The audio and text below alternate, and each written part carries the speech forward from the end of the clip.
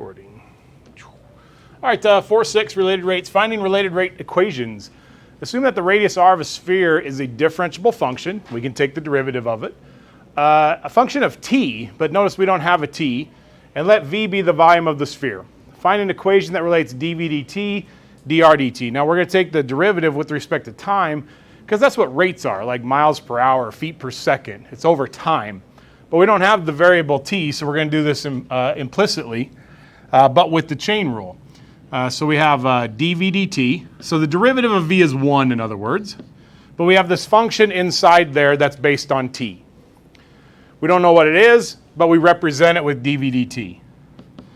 We multiply by 3, 4 pi r squared, reduce the power by 1. But then we multiply times the derivative of the inside, which we assume is based on the variable t, based on time. So this says that the change in volume is 4 pi r squared times the change in the radius. So for changing the radius, the volume is going to change. And that's the relationship with 4 pi r squared.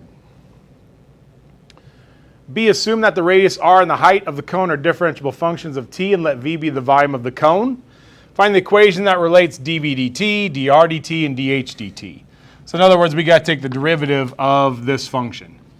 So the derivative of v is 1, but dv dt.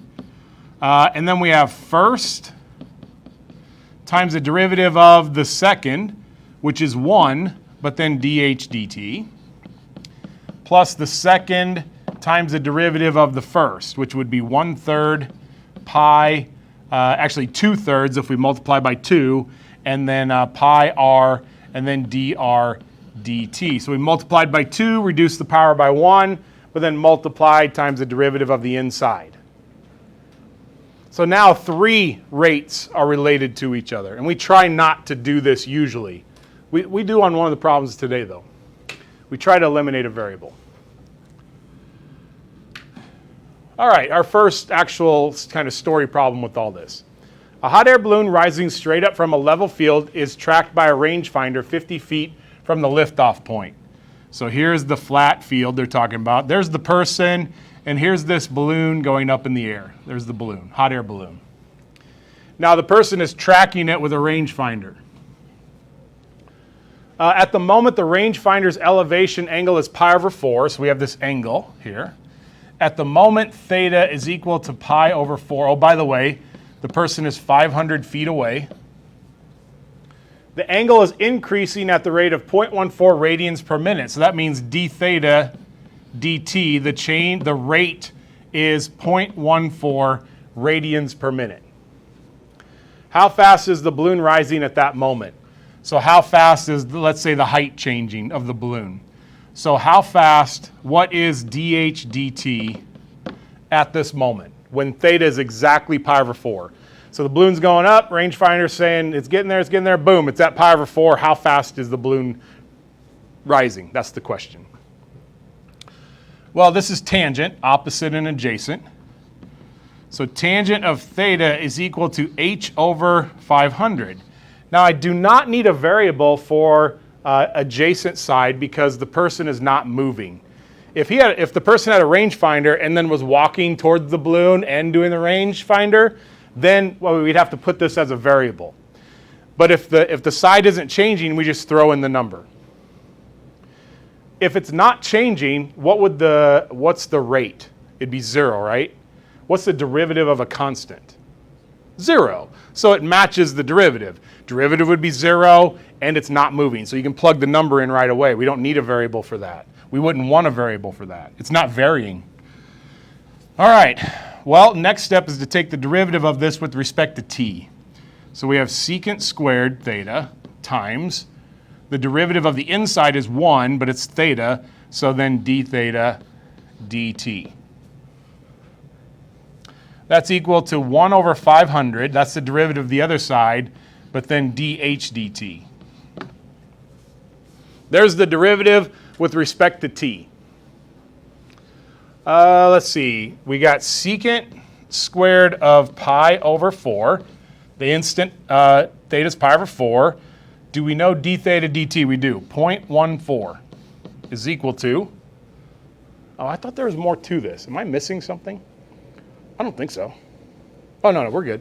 And then 1 over 500 dH dt.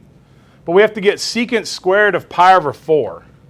So that's going to be 1 divided by cosine of pi divided by 4 squared. Where's squared? Right here, squared. Should be 2. 2. At pi over 4, cosine is square root of 2 over 2, so secant is 2 over square root of 2. If you square that, you get 4 over 2. There's your 2. But on a calculator, you'd have to do 1 over cosine. All right, times 0.14, and then multiply by 500. So 140. So dH dt equals 140, and it's going to be feet per minute. Feet per minute. Now, it could be rising slower after pi over 4, or it could be going faster after pi over 4. We're just talking about what is the speed exactly when that angle hits pi over 4. That would be the speed. A police cruiser approaching a right-angled intersection from the north is chasing a speeding car that has turned the corner and is now moving straight east. All right, so let's go with cruiser is heading actually south, heading towards the intersection from the north. So there's the cruiser, and we got this speeding car heading east. When the cruiser is 0.6 miles north of the intersection, so C is 0.6, and the car is 0.8, so the speeding car is 0.8. That's the distance. The police determined with radar that the distance between them and the car is increasing at 20 miles per hour. So this is increasing the distance, let's call it hypotenuse. Having d is a little weird because you have derivative of d, of dd over dt. It's a little weird. dH dt is equal to, they say, 20 miles per hour, or 20.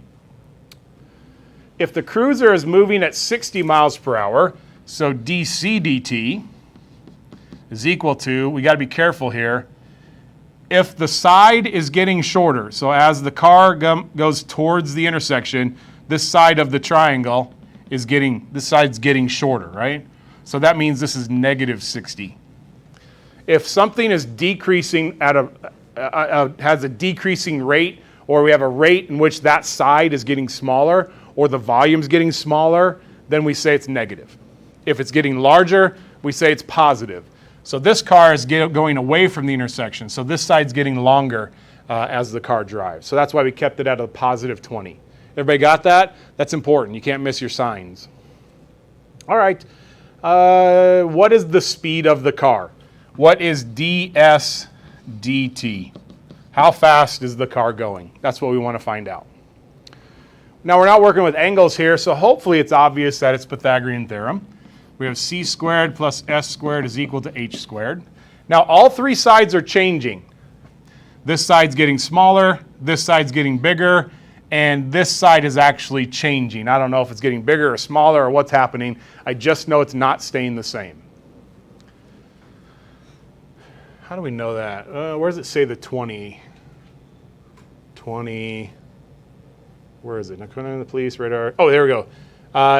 With radar that the distance between them and the car is increasing. So there, it says it's changing. So I can't plug in any numbers yet because everything is changing. So 2c, take the derivative with respect to time. 2s ds dt equals 2h dH dt. I can divide both sides by 2, so I'm going to just ignore the 2's. We can divide both sides by 2, those are gone. I have c, 0.6. We have dc dt, that's negative 60. We have s, don't we? Yeah, 0.8. I think I want ds dt, so we'll leave that. H, we don't have h, but we can find it because that's the third side. So 0.6 squared plus 0.8 squared. Is that what we want? What do I want? I want h, yep. Equals h squared. So that's 0.36 plus 0.64. That's actually 1. So H is 1. 1 times, and then dH dt is 20.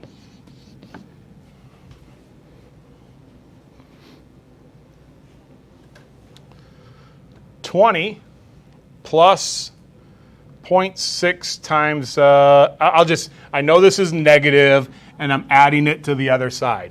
So I'm going to write 60, but that's because we added it to the other side. And then we're going to divide by 0.8. So 70 miles per hour. So ds dt equals 70 miles per hour. Mr. Smith? Yeah. If it says 2c, do we multiply it by 2 or just take? I divided both sides by 2. Oh, okay.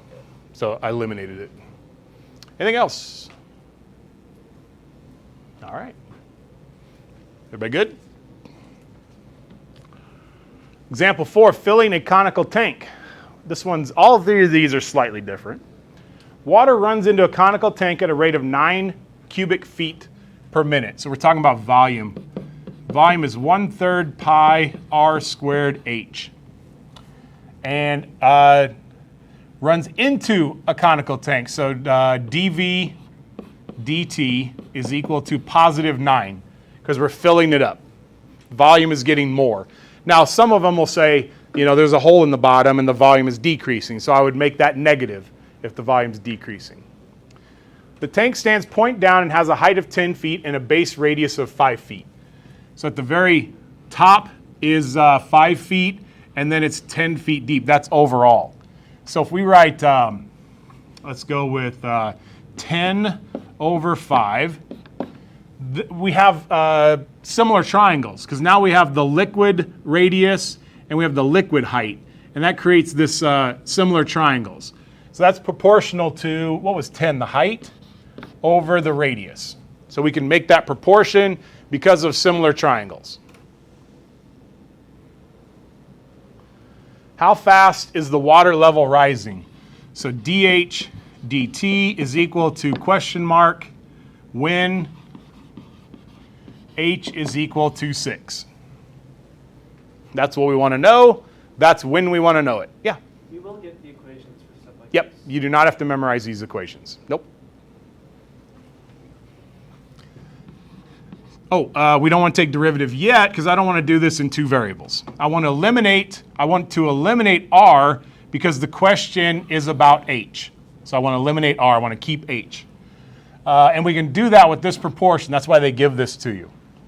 So I want this to say r equals. So multiply by r. R times 2 is equal to h. 10 divided by 5 is 2. So r is 1/2 h. I can change this to 1/3 pi times 1/2 h squared times h. So now I've eliminated r. You want to eliminate variables when you can. On this it was the last one with the Pythagorean theorem, I couldn't eliminate any variables, but didn't really need to. It wasn't a problem. Here it is. Volume is 1/12 pi h cubed, because 1/2 squared is 1/4 times 3. That's where I got the 12. Well, now we want to take the derivative because stuff is changing. So dV dt is equal to 1/4 pi h squared, but times dH dt. 3/12 is 1/4. So multiplied by 3, reduce the power by 1, chain rule, dH dt. I know dV dt, right? 9 is equal to 1/4 pi. At the instant h is 6, that's 36. And we want to know how the height is changing, dH dt. All right, well, if I multiply by 4, that's 36. If I divide by 36, that's 1. So 1 equals pi dH dt. So dH dt is 1/pi, and that's going to be, feet per minute. Feet per minute, because height is linear. Feet per minute. I mean, we could get it 1 divided by pi, but who cares? 1 divided by pi is a perfectly good answer. There it is. Isn't this fun? I actually really like this section. This one's pretty cool. All right, try this one. If you're watching this at home, fast forward a little bit.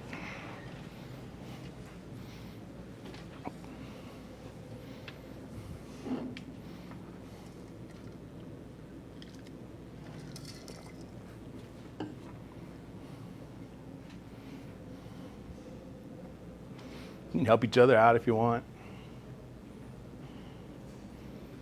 Nah, no need. No need. Oh. This one's just take the derivative. That's it. That's all you got to do.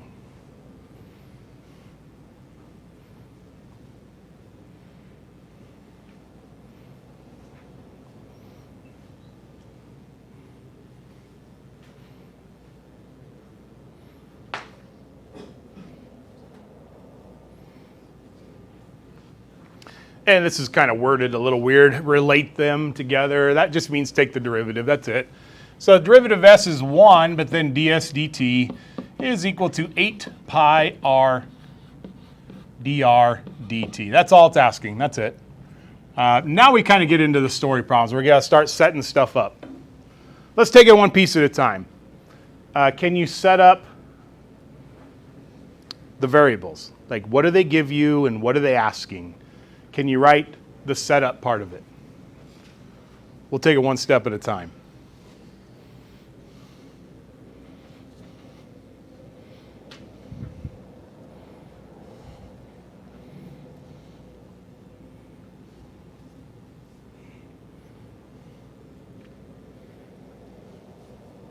Organize your information.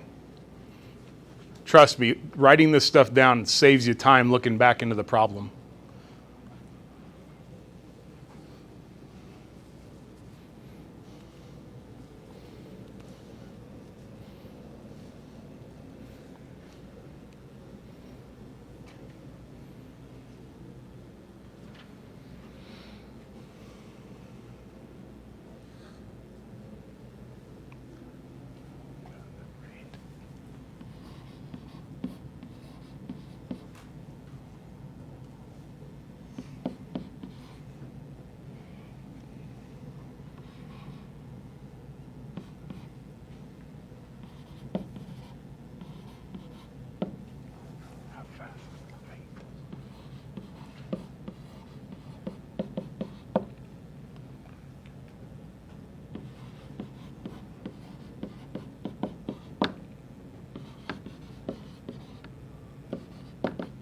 There's the setup. That's what I get. Now, maybe you wrote diameter. Maybe you wrote h is equal to 3/8 times d for diameter, but we don't have the formulas in diameter. We have all our formulas in terms of the radius. So that's my organization. They say that the volume's changing by 10, height is 3/8 of the diameter. What is the height and how is the height changing? How is the radius changing when the height is 4? There's all our information. So the volume is 1/3 pi r squared h. And let's just focus on getting A for right now. All right, what would you do next? Write it down. Discuss it if you want to. What's next?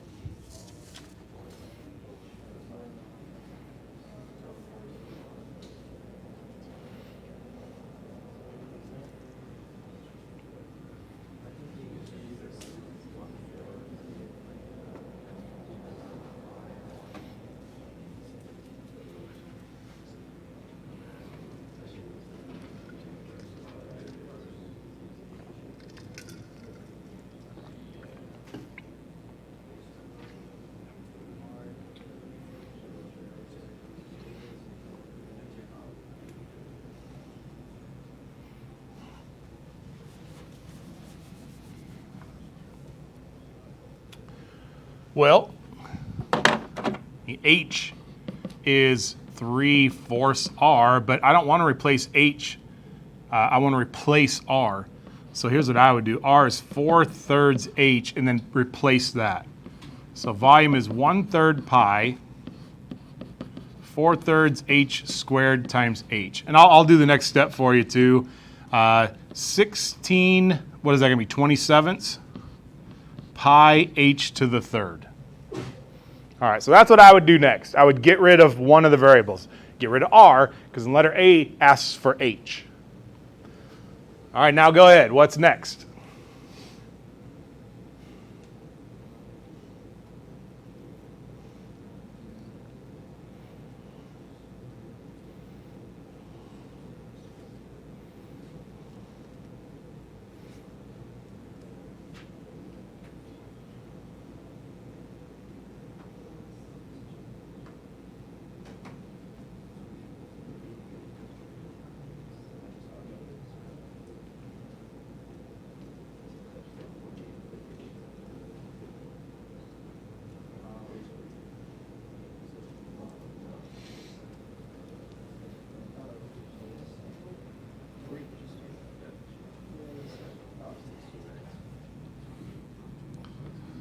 So dv dt is 16/9 pi h squared dh dt. So the next step would be derivative.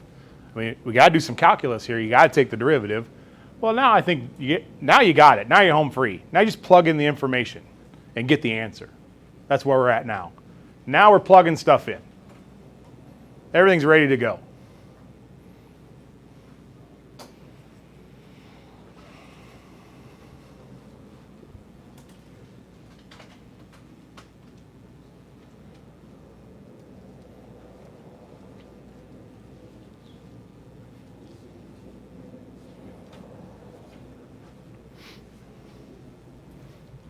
We got 10 16/9. We got 16 and dh dt. So what should we do? Turn on the calculator. There we go. I'll go 10 divided by 16, and then we got times 9/16 and divide by pi. There we go. That's what I've been getting all day. dH dt is 0.111 or 112, and that's going to be centimeters per minute. Now B is surprisingly easy, in my opinion, because I have this little equation right here. I love this little equation. Because it says find the radius. How's the radius changing? So dr dt is equal to 4/3 dH dt. There we are, taking the derivative. I'm not going to go all the way back to the volume equation and redo the whole thing. You could, but it certainly is not necessary. We have this little equation we can use. So dr dt is equal to 4/3 times, I'm going to say the answer sitting in the calculator. Not 0.111. Don't use rounded answers during the problem. Because I have, I guess, kind of a rounded answer, but rounded to I don't know how many decimal places the calculator actually holds. So don't use the rounded. Use this. So we're going to take this and we're going to times it times 4/3, and we got it. So 0.149. 0.149 centimeters per minute. And labels could be worth the point. Sometimes they're not worth a point. But I would put them if I were you. Questions on this? All right. We got a couple more to practice. Away we go. Are we energized? Are we awake? Are you falling asleep on me a little bit? No? All right. Here we go. Couple more. Stay focused. Here we go. A 13-foot ladder is leaning against the house when its base starts to slide away. By the time the base is 12 feet from the house, the base is moving at a rate of 5 feet per second. We have X and we have Y and we have 13. Of 13, what when its base starts? By the time the base is 12. How about we write X is equal to 12. So this becomes, at the instant that is 12, the base is moving at a rate of 5 feet per second. So dx dt is equal to 5.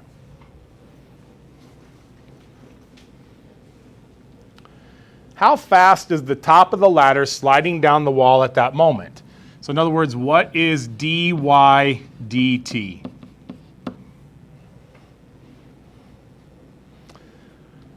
in this problem, we do talk about an angle, but not yet. We're not talking about any angles here. We're only talking about sides. So that's Pythagorean theorem. So we have x squared plus y squared. I got good news.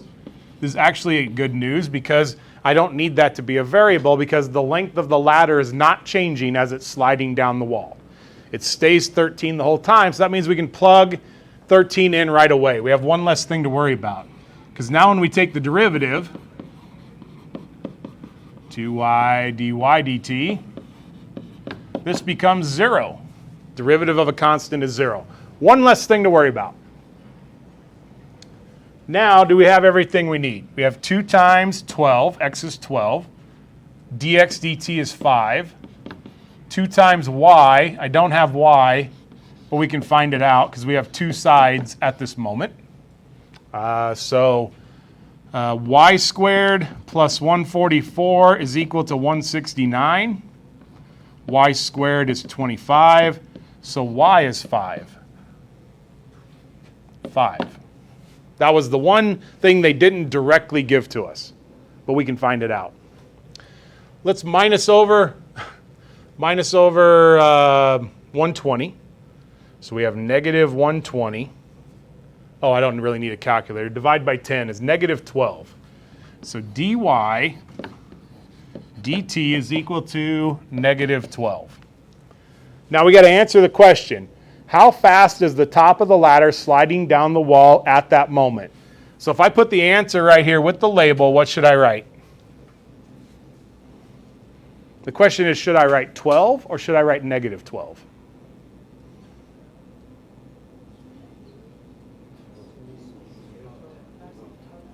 This is sliding down. 12, not negative 12. Why not negative 12? It would be going backwards of what it asked. So if it says, how fast were you falling? Oh, negative 12 feet per second. Oh, so you're going up? Because it's opposite of what you asked. So it's 12 feet per second. It's not negative 12. If you put negative 12, you will not get full credit. We'll have to take a little bit off. You guys see that? That's a big deal. You have to answer it properly. You can't answer with a wrong answer. Negative 12 is a wrong answer. It seems very good. Now, what's the difference?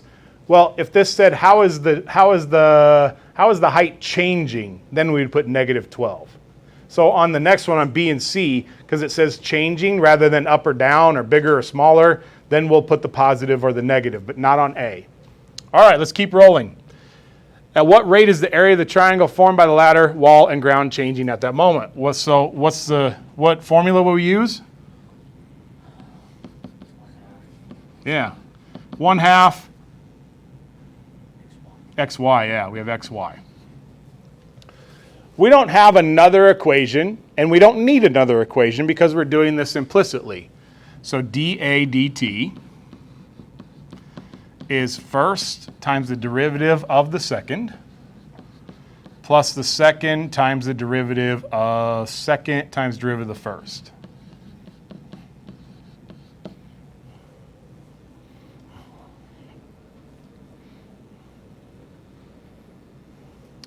I should have everything. X is 12. dy dt end up being, I will use negative 12 for that. For the answers, we decide whether we need negative or not. If we're using that value, it's negative for sure. Oh, what is y? Y is 5, and dx dt is 5.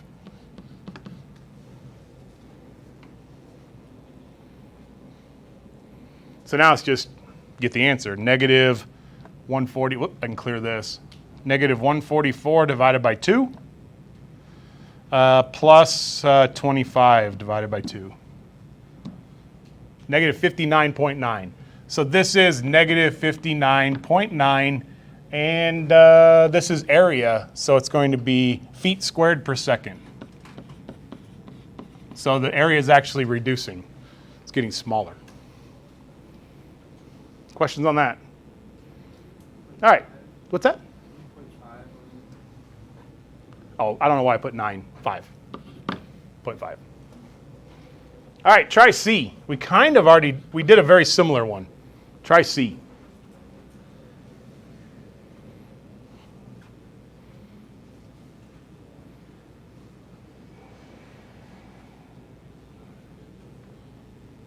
How would you start it?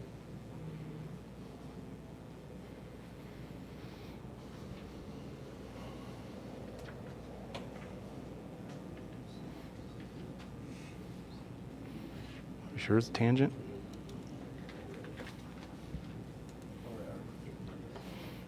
Because the two are saying it's saying here with the hypotenuse. That's the angle we're talking about. There you go. I think you get it. I think.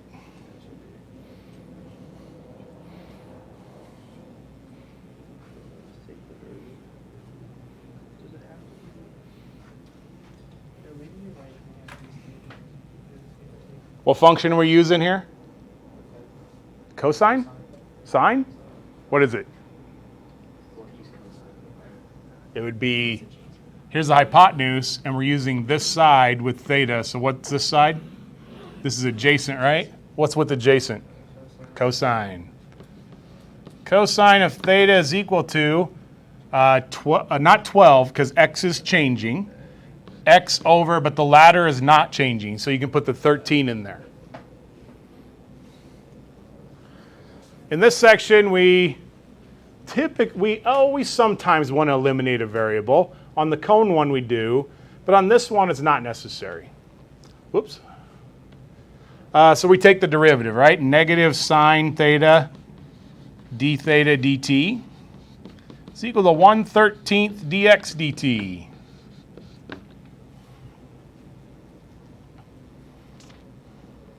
Do we have everything? I don't think we have theta.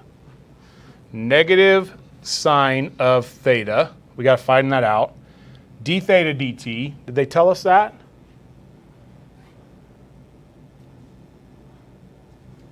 Oh, wait. Okay. At what raise the angle between the... Oh, no. That's what we're trying to find. At what? Okay. Whew. I was a little worried for a second. And this is the third time I've done this today. I was still worried. 5. But we got to find sine. But I mean, we have the values. We have 13 and 12. So the cosine of theta is equal to 13 over 12 at this moment in time. So we need the inverse cosine of 13 divided by 12. So the radians is, whoops, where did I make a mistake? Inverse it's got to be 12 divided by 13. Oh, I did it upside down. 12 divided by 13. Yeah, can't be bigger than 1. 12 divided by 13, 0.394. That's all. I'll call it 0.394 for right now. Ooh, someone's calling. I'm so excited. It's a scammer.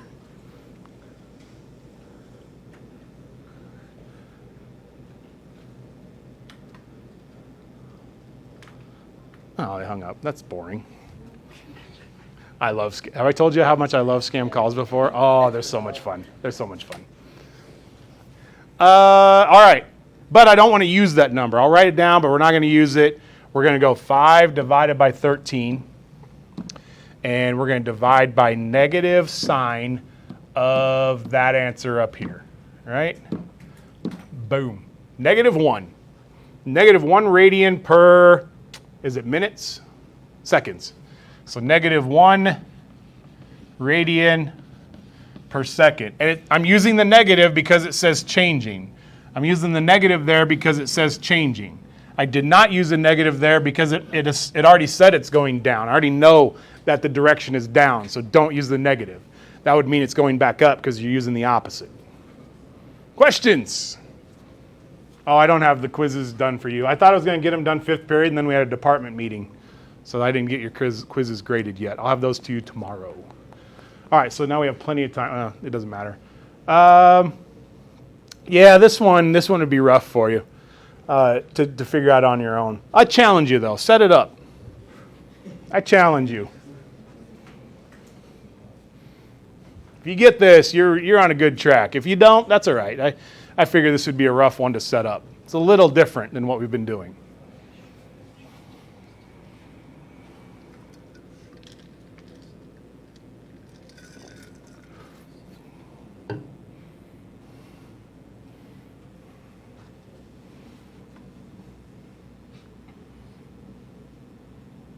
Draw the diagram. That's kind of what I meant. I should have been more specific. I'm thinking, could you draw the diagram of this?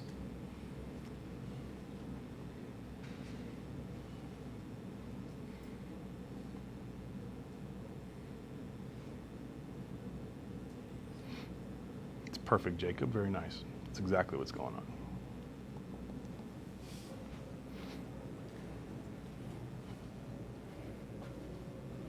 Oh, I like that. That's kind of what we're after. I like that. Nice. I like the beginning of that. What's going on here? Oh, okay. All right. I got you. Kinda. All right, here's what's happening. And I am a true artist, so get ready to be impressed. All right, so here's the lamp. See that? I know. I get it. Yep. Here's the person, and then the light would shine over the head and then cast a shadow down here. So here's the shadow, and the person is walking towards the lamppost. So that's W.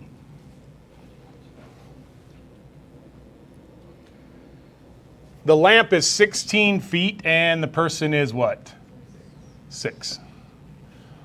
A man 6 feet tall walks at the rate of 5 feet per second, but what do you think? dW dt is equal to, is the distance from the person to the lamppost getting longer or getting shorter? Getting shorter. So this is actually -5. Because the distance is getting shorter. If he's walking away from the lamppost, then we would make that a positive. Because now that distance would be getting longer. Anything else? At what rate is the length of a shadow changing when he is 10 feet from the base of the light? Oh, okay. So what's ds dt when he's 10 feet, when w is equal to 10? All right, great. All right, now what equation are we going to be using?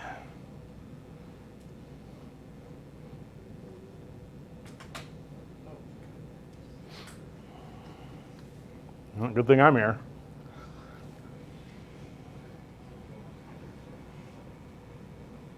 We already kind of did it. Kind of. In the cone. Kind of.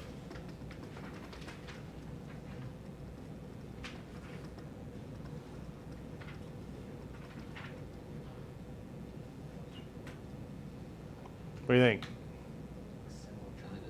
Similar triangles, yeah. Okay, so now how are we going to write that? What triangles are similar? The big one and the little one, right? So what should we write? You got it? What do you think? S and 6. Okay, so S over 6, okay, is equal to? And then 6 and 16 are equal. They're the same side, yeah, okay. So wouldn't that mean we put the 16 down there?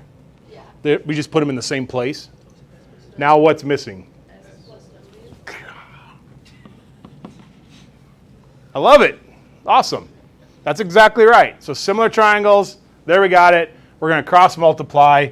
It's simple algebra right now.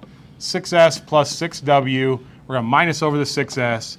There's no secrets here. So we made the proportion. We did a little algebra. Well, what should we do now? What haven't we done? Derivative. We're going to take the derivative of this. So 10 ds dt, 6 dw dt, and that eliminates actually the variable. So it says when w is 10, that's irrelevant. Doesn't matter. So dw dt is -5.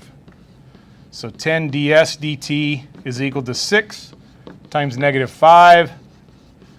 So ds dt is -30 divided by 10 is -3 feet per second. Now, the question is, do I want the negative there, or would the negative be wrong? We want it because it says changing. Pay attention to that, okay? Pay attention. If it said, how fast is the shadow decreasing or getting smaller, then you would not want that negative in there. All right, there we go. That's what I got for you today.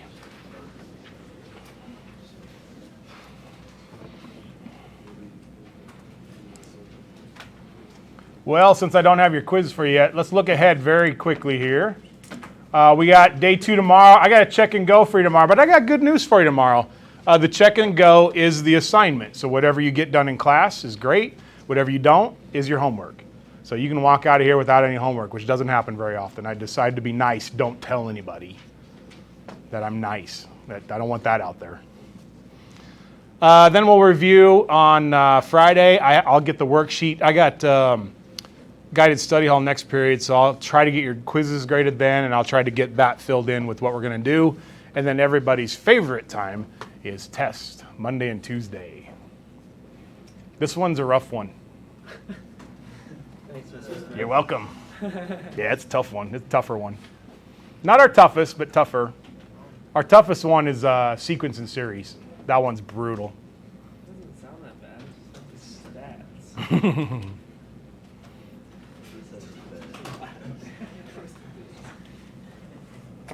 I got time. Here's sequence and series kind of in a nutshell. This is my favorite example, and I'll probably tell you again during the chapter, and I even tell this in pre-calculus. So if this is a cake, remember the cake one? If you had me for pre-calc? No? No? Okay. If I serve half the cake, and then I serve half of that, and then I serve half of that, and half of that, and I keep going infinitely, how many cakes would I eventually serve? How many? Infinite amount? No. I can serve cake infinitely, but how many cakes would I eventually serve? Or what's it approaching? 1 cake. I could, in theory, I can serve cake forever, but never serve more than 1 cake. Right? Just the pieces are getting infinitely smaller. Half, half, half, half, half. So that means what's 1/2 plus 1/4 plus 1/8 plus 1/16 approaching? It's approaching 1. So we say it converges to 1. Converges to 1. We have about 8 convergence tests for series, 8 or 9. And you have to know all of them and their conditions, and it's just a lot of information that you have to actually memorize. Oh, you're welcome. It's great. It's a great chapter. 1/2 plus 1/3 plus 1/4 plus 1/5, it heads off to infinity. It does not converge. We say that one diverges. This is called the harmonic series. It diverges. Even though the fractions are getting smaller, they don't get smaller fast enough. This one gets smaller fast enough for it to converge. So that's kind of the stuff that we talk about in that chapter. It's great stuff. Oh, I almost tear up talking about that chapter. Seriously, it gets me emotional.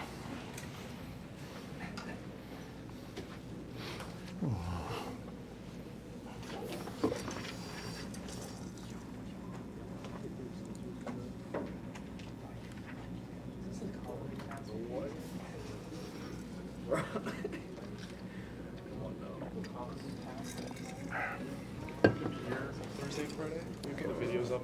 Yep, I'll have the videos up for you. Yep. Oh, speaking of videos, I don't think I stopped this yet.